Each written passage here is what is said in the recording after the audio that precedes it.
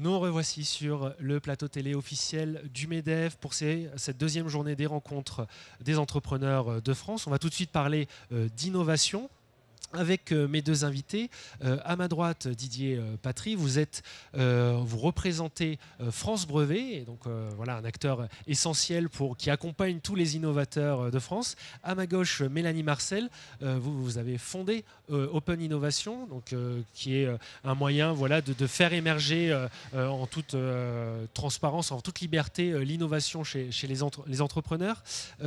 Peut-être un premier point, puisque là on parle de RSE, donc d'innovations qui ont du sens, qui nous permettent d'aller vers un futur plus soutenable, plus sobre. Peut-être vous, Didier Patry, vous avez un point de vue intéressant sur le rôle aussi de l'innovation et du fait de breveter ces innovations dans le fait que ça favorise finalement l'innovation elle-même, et ça favorise, on a tous en tête le fait de vouloir sécuriser finalement une idée qu'on a et de pouvoir en tirer des bénéfices, mais il y a aussi des effets finalement indirects bénéfiques pour la RSE et pour l'innovation. Oui, merci de nous donner cette opportunité de nous exprimer sur votre plateau. D'abord, merci de nous accueillir et de nous donner la parole. L'innovation est essentielle. En fait, quand on voit les grands enjeux qui sont devant nous, le manque d'eau, le dérèglement climatique et puis la réindustrialisation, il ne faut pas oublier qu'on ne pourra réindustrialiser que si on trouve des hommes et des femmes, des jeunes hommes, des jeunes femmes qui veulent travailler dans l'industrie, et on a un sérieux problème, en fin de compte, pas de grande démission, mais en tout cas de manque de motivation. Je pense qu'on est surtout à un moment de pivot où le sens est plus important que n'importe quoi. Et c'est cette innovation, ce sont les progrès qu'on pourra réaliser, qu'on pourra implémenter, qui, eux, vont nous permettre de faire une bascule assez rapide, et on a besoin des créateurs, des créatrices, des inventeurs, des jeunes femmes qui vont demain faire du nouveau design. Et si on ne les motive pas, si on n'arrive pas à leur expliquer comment faire, si on n'arrive pas à leur expliquer que tout ça est important, on va avoir un sérieux sujet. Or, la propriété intellectuelle, surtout les brevets, sont des marqueurs indélébiles et inaltérables de cette innovation et de cette création. Puisque lorsque vous inventez quelque chose et que vous déposez un brevet, en fin de compte, votre nom en tant qu'inventeur et en tant que créateur est sur ce texte et qui ne peut pas disparaître. Et alors, je me tourne vers vous, puisque Mélanie Marcel, excusez-moi, donc fondatrice de SoScience, bien sûr, je me suis trompé dans mes fiches, et non pas d'Open Innovation, qui est un concept général. C'est pour ça aussi que j'ai un petit peu, quand je voyais froncer les sourcils, j'ai moi-même un petit peu bugué. Mais vous, voilà, vous êtes aussi confronté au quotidien donc à cette problématique. Vous avez vous-même innové, j'imagine. Donc, comment est-ce que vous vous retrouvez finalement dans cette valorisation du rôle d'inventeur au travers du brevet et d'inventeur, en tout cas d'innovateurs au service de la RSE et du bien commun? Absolument. Alors nous, chez SoScience, on a vraiment créé l'entreprise pour permettre à l'innovation et à la recherche scientifique et à sa valorisation d'être au service de la réponse aux grands enjeux de société actuels, qu'ils soient climatiques ou sociaux. Et on travaille avec des grands industriels, avec des grands centres de recherche pour voir comment est-ce que leurs innovateurs, leurs innovations, leurs départements R&D et puis leurs chercheurs peuvent apporter des solutions en fait, aux grands enjeux qui sont face à nous. Et on se rend compte effectivement que notamment dans les grandes industries, il y a une vraie problématique d'engagement des collaborateurs parce qu'aujourd'hui, et comme l'a très bien dit Didier, on a une jeune génération qui est vraiment à la recherche de sens et qui se pose beaucoup de questions sur l'utilité de son métier. Vous avez vu avant l'été, mais ça fait déjà un petit moment, qu'on voit dans les écoles d'ingénieurs beaucoup de jeunes se poser la question de dans quel groupe ils vont aller travailler, qu'est-ce qu'ils vont aller faire, et est-ce que les innovations qu'on leur demande d'apporter servent à quelque chose, à quoi est-ce qu'elles servent. Et donc nous, ce qu'on voit très clairement, c'est des industriels aujourd'hui qui veulent utiliser l'innovation pour apporter non seulement des solutions à des enjeux de société, mais aussi pour finalement apporter une réponse aux demandes des collaborateurs, aux demandes des jeunes diplômés. Et je vous donne juste un exemple. On est aujourd'hui en train de lancer avec Plastic Omnium un challenge d'Open Innovation autour d'une problématique auquel tous les acteurs de la mobilité sont invités. Et la question qui est posée, c'est comment est-ce qu'on double la durée de vie d'un véhicule. Et donc ça, c'est un challenge qui est extrêmement motivant pour un jeune qui rentrerait aujourd'hui dans le secteur de la mobilité et qui se dit je peux effectivement faire quelque chose, changer les choses et aller dans le bon sens grâce à l'innovation et donc aussi grâce à la propriété intellectuelle si elle est bien appliquée et bien pensée. Bien sûr, donc l'innovation, il y a un champ d'innovation dans quasiment toutes les problématiques industrielles auxquelles on va faire face. Peut-être voilà, tous les deux qui êtes confrontés voilà, à cette diversité d'innovation, est-ce que vous pouvez nous donner quelques exemples de ce qui vous a le plus marqué récemment sur des brevets qui ont pu être déposés et qui, selon vous en tout cas, voilà, permettent vraiment de changer les choses, de disrupter un petit peu ces problématiques auxquelles on fait face? En fait, à vrai dire, c'est pas vraiment le fait de déposer des brevets, c'est plutôt comment on utilise cette propriété intellectuelle. Parce que malheureusement, il y a une face un peu plus sombre qui peut être une utilité plus douteuse, je dirais, pour en fait prendre des parts de marché d'une façon brutale, pour exclure ses concurrents. Et ça, c'est la partie qui en fait est rejetée par les jeunes générations.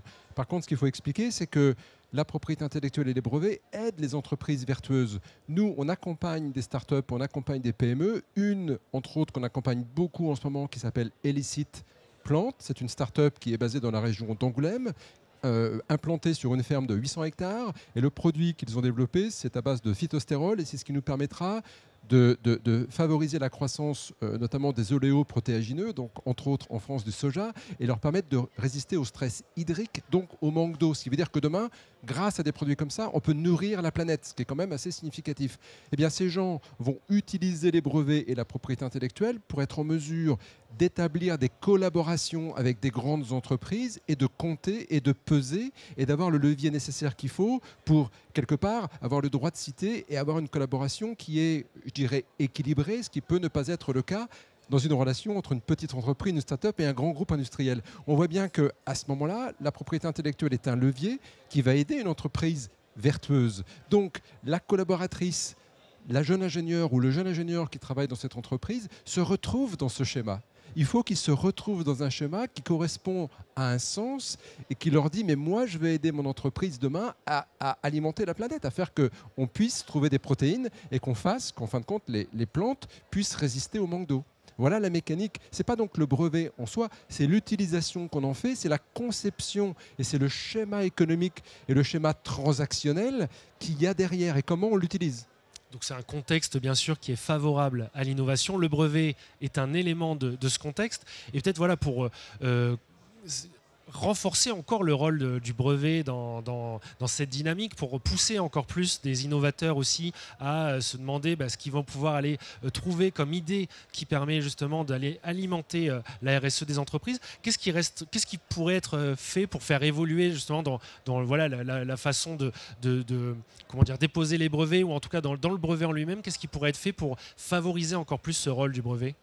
Alors, je voudrais mentionner deux choses. La première, c'est que les entreprises et les industries en particulier sont particulièrement bien placées dans la chaîne de valeur pour faire travailler ensemble tout un écosystème. Et face aux problématiques écosystémiques qu'on rencontre, quand on pense au réchauffement climatique, quand on pense à la crise de l'eau, quand on pense à la crise énergétique, ce sont des problèmes vraiment généraux d'écosystèmes. Et donc, c'est parfait pour un acteur industriel de pouvoir mobiliser tout son écosystème. Et c'est pour ça que l'Open Innovation est un outil vraiment utile aujourd'hui, parce qu'un seul acteur ne peut pas répondre à ce genre de problématiques tout seul. Il a besoin de ses parties prenantes, de ses prestataires, etc.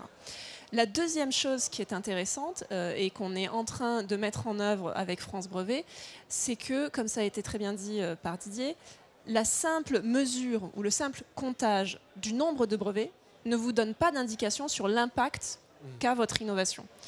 Et donc, aujourd'hui, se pose la question cruciale de comment est-ce qu'on mesure l'impact économique, mais aussi social et environnementale de l'innovation.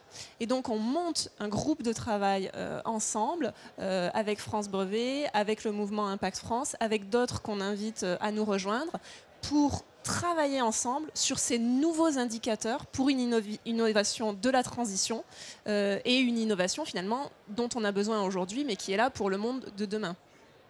Et aussi, il y a déjà des dispositifs qui sont mis en place. Peut-être, Didier, Patry, un mot là-dessus. Des aides déjà, de financement notamment, qui poussent les gens à déposer des brevets, en tout cas les inventeurs, sur ce type d'innovation qui font sens? Alors, malheureusement, pas assez. C'est là le problème. C'est bien la difficulté. C'est bien pour ça qu'avec Mélanie, on veut aller un peu plus loin et on a envie de pousser un tout petit peu les esprits et nous-mêmes être innovateurs, nous-mêmes dans nos modes de gouvernance. Aujourd'hui, malheureusement, les incitations économiques à déposer des brevets pour des innovations à impact, elles ne sont pas suffisamment, entre guillemets, discriminantes. En d'autres termes, il faudrait pousser un peu plus. Alors, il y a des offices de brevets qui, aujourd'hui, si vous voulez, vous donnent un petit bonus si vous êtes en mesure de démontrer que votre innovation est à impact. En allant plus vite dans la procédure, on va vous délivrer un brevet plus vite. L'Office européen des brevets vient juste de monter une classification spécifique pour les innovations à impact qui s'ajoutent aux classifications existantes. Classification qui veut dire qu'est-ce que c'est mon innovation? C'est un moteur thermique, c'est un moteur électrique, c'est dans la biotech, c'est dans le quantique, c'est dans la cybersécurité. Donc il y a beaucoup de progrès à faire et d'où la nécessité en fait d'être force de proposition et de proposer tout simplement peut-être d'autres angles de vue, d'autres axes, de la mesure et que tout soit incitatif pour qu'on aille plus loin, plus vite dans le virage énergétique, dans les besoins que la société a et qu'on change un tout petit peu de logiciel et de braquet. Et on sait qu'il y a encore beaucoup à faire. Merci beaucoup en tout cas pour votre témoignage. Donc je le rappelle, Didier Patry, vous êtes directeur général de France Brevet et Mélanie Marcel, vous êtes fondatrice de Socience, donc qui accompagne les entreprises dans leur démarche d'open innovation. Merci beaucoup d'avoir témoigné ce matin à nos micros. Merci à vous. Merci à vous. Au revoir. À bientôt. Quant à nous, eh bien, nous nous retrouvons tout de suite sur une nouvelle table ronde. À tout de suite.